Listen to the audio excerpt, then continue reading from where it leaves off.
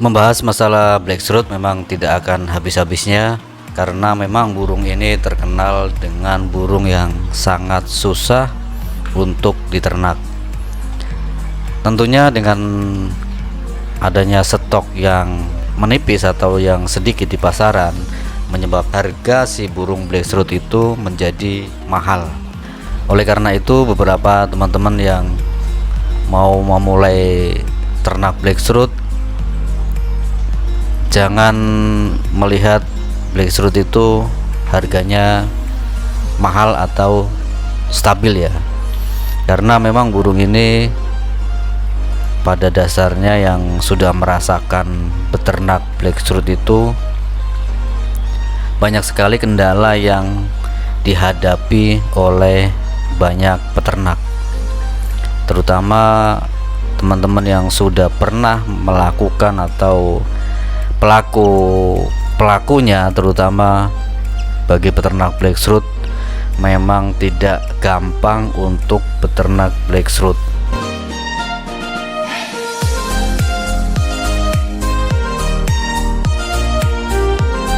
Assalamualaikum warahmatullahi wabarakatuh, teman-teman. Pada episode yang sekarang ini saya mencoba membuat atau membuka pemikiran bagi teman-teman yang senang atau mencoba beternak burung black throat. Secara harga memang burung black throat itu tidak berubah dari tahun pertama saya main burung 2004 sampai sekarang pun, namanya harga burung black throat tidak ada mengalami turun. Yang ada malah sekarang harganya makin naik.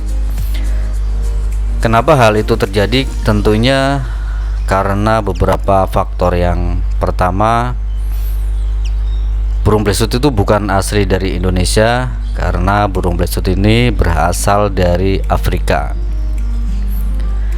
Nah, yang menjadi kendala ketika burung black throat itu masuk ke Indonesia, biasanya itu burung black throat masuk pada musim akhir tahun atau pas bertepatan dengan musim-musim hujan, dimana sebenarnya burung black throat ini hidup pada lingkungan yang panas. Nah, kendala yang terjadi ketika impor masuk di musim-musim penghujan, tentunya itu menjadi salah satu faktor yang menyebabkan banyaknya kematian impor black throat yang masuk ke Indonesia, karena sebagian besar burung-burung yang masuk ke Indonesia, termasuk Mozambik atau Sanger yang biasanya dibarengi dengan black throat, itu banyak yang tangkapan liar aslinya dari sana, bukan hasil tangkaran. Nah, burung yang biasanya liar terus dalam kondisi yang stres ketika tiba di Indonesia, itu menyebabkan banyaknya kematian yang terjadi ketika burung itu masuk ke Indonesia.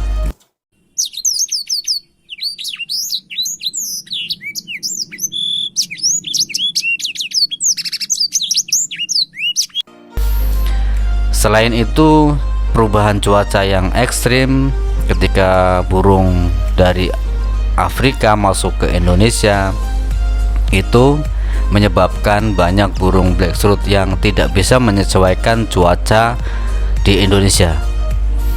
Terlebih-lebih ketika burung black throat itu dan teman-temannya itu masuk ke Indonesia itu pada saat musim penghujan, dimana yang harusnya kita bisa menjemur burung yang baru datang itu, karena kondisi hujan itu bisa menyebabkan tidak adanya cuaca atau terik matahari yang mendukung untuk penjemuran burung black throat. Dengan demikian berarti bahwa nantinya ketika burung itu masuk ke Indonesia dalam kondisi yang hujan, itu burung yang masuk ke Indonesia itu banyak yang mengalami kematian.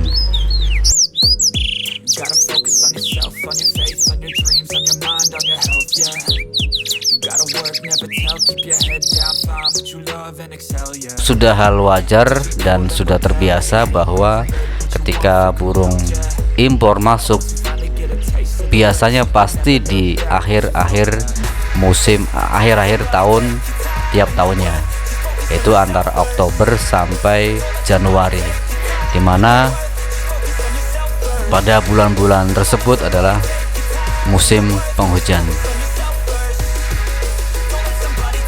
Dan kendala yang menyebabkan banyak burung impor itu masuk ke Indonesia dan berakibat banyak kematian yang ditimbulkan, itu memang dampak atau akibat dari musim hujan itu sendiri.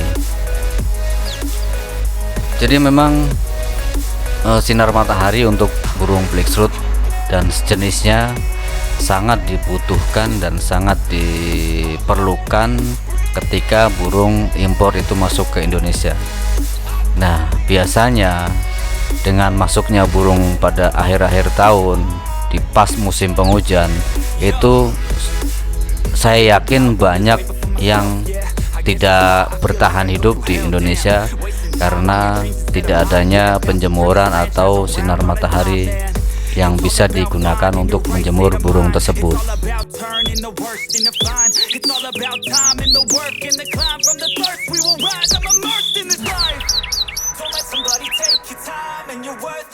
Nah, kenapa burung blackthroat itu saya bilang dari awal adalah burung yang sangat susah diternak? Karena pada dasarnya burung itu adalah burung teritorial. Dia memang harusnya sepasang-sepasang ketika kita mau mulai beternak blackthroat. Ada kalanya juga ketika burung blackthroat kita mulai ternak, itu biasanya banyak hal-hal yang memang menyebabkan kegagalan yang dialami oleh calon peternak. Salah satunya biasanya teman-teman itu tidak sabar dalam menghadapi burung blackthroat tersebut. Saya kilas balik ke diri saya sendiri. Saya hampir 2 tahun itu belajar tentang blackthroat, dan faktor yang menyebabkan kegagalan itu sebenarnya biasanya nanti di penjodohan, nanti di pas bertelur, sistem kandang, dan mungkin pas ketika anakan itu baru netas. Terus kenapa saya nanti akan membuat beberapa segmen dari blackthroat itu memang agak rumit, jadi tidak bisa saya bikinkan satu video jadi, itu tidak mungkin, karena nanti akan saya kupas detail satu persatu bagaimana cara membuat si burung blackthroat itu bisa beternak dengan nyaman. Nah, nanti teman-teman bisa lihat bagaimana sih kelanjutan dari serial blackthroat yang akan kita bikin.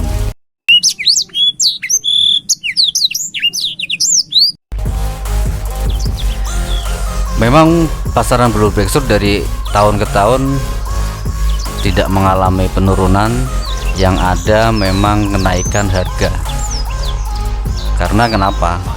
Saya bilang dari awal bahwa burung blackthroat ini susah diternak, berarti kebutuhan permintaan burung blackthroat itu banyak, sedangkan persediaan yang ada di pasaran itu sangat sedikit. Dan itu secara hukum ekonomi memang harga burung blackthroat itu akan terus berubah. Memang harganya tidak berubah secara drastis, tapi menyebabkan permintaan banyak tapi stok di pasaran tidak ada. Kenapa sampai sekarang banyak sekali orang-orang yang masih mencari burung blackthroat, baik itu untuk ternak ataupun dijadikan sebagai burung masteran.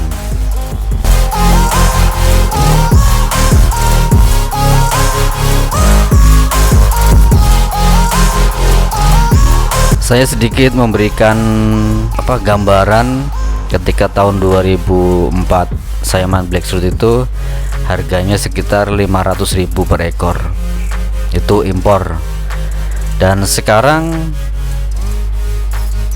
harga impor itu sudah mencapai 800 sampai 1 juta per ekor.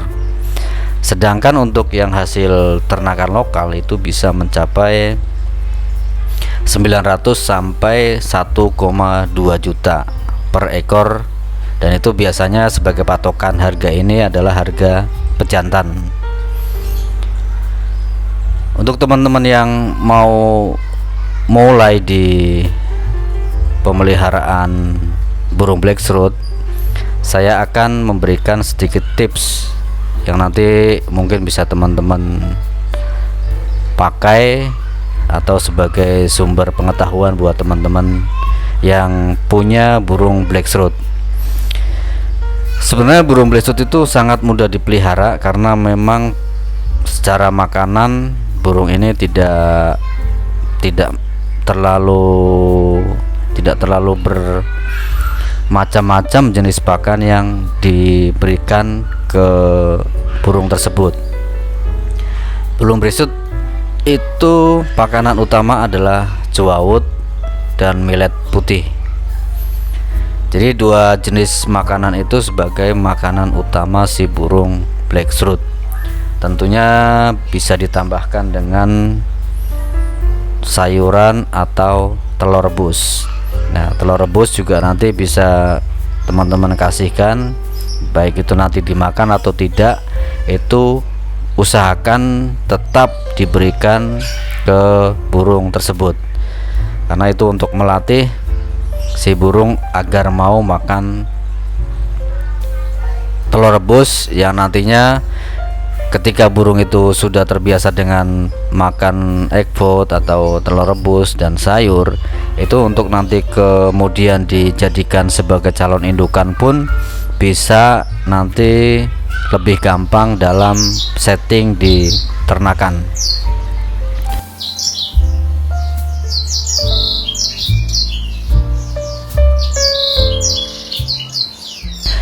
Nah teman-teman, saya akan memberikan sedikit tips bagaimana sih cara membedakan burung Blacksroot jantan dan betina.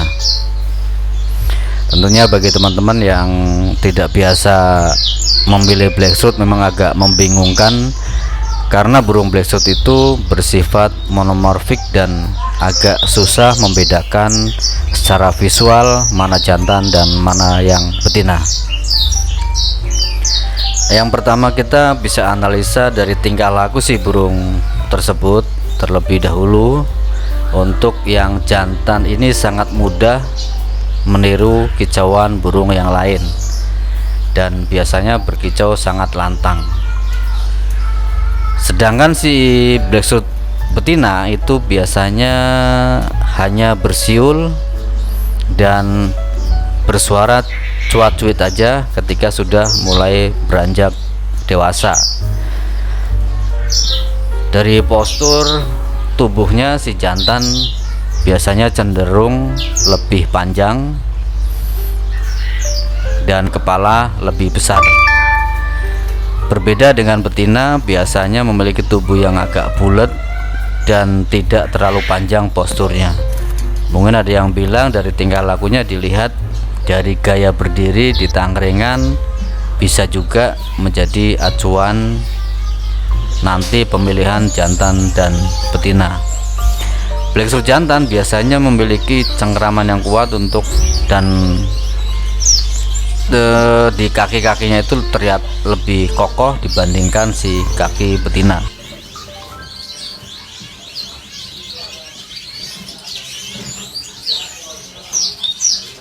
Dan betina biasanya ketika dia nangkring di tangkringan itu biasanya dia lebih mengangkang, agak lebar. Terus dari postur tubuh biasanya si betina itu lebih condong agak pendek, dan nanti dilihat dari bagian perutnya pun agak lebih besar dibandingkan si jantan. Once you finally get a taste of the race, you'll never look back once you felt that. Don't let somebody take your time. Dan untuk yang jantan biasanya itu dia lebih agresif ketimbang si betina. Kalau secara sepintas memang agak susah, tapi kalau kita memisahkan satu-satu burung nanti agak terlihat lebih gampang dibedakan mana yang jantan dan mana yang betina, karena si jantan biasanya lebih agresif dibandingkan dengan yang betina.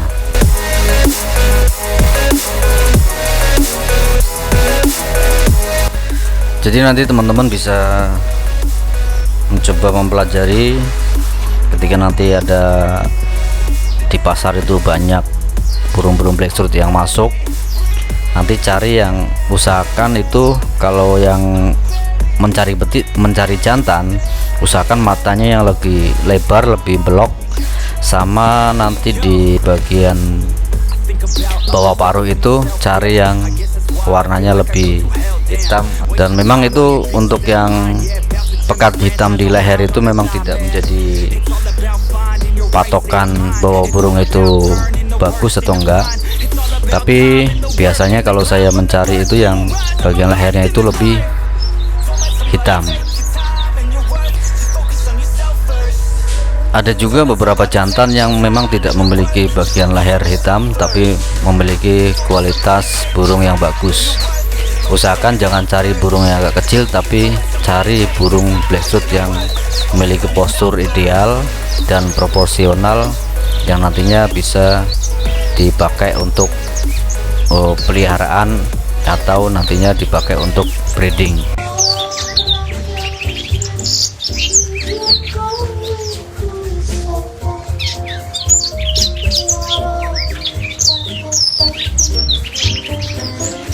Jadi mungkin gambaran secara umum tentang blackthroat di bagian ini saya cukupkan sekian saja. Moga-mogahan nanti bisa memberikan pencerahan bagi teman-teman yang baru mencari burung blackthroat.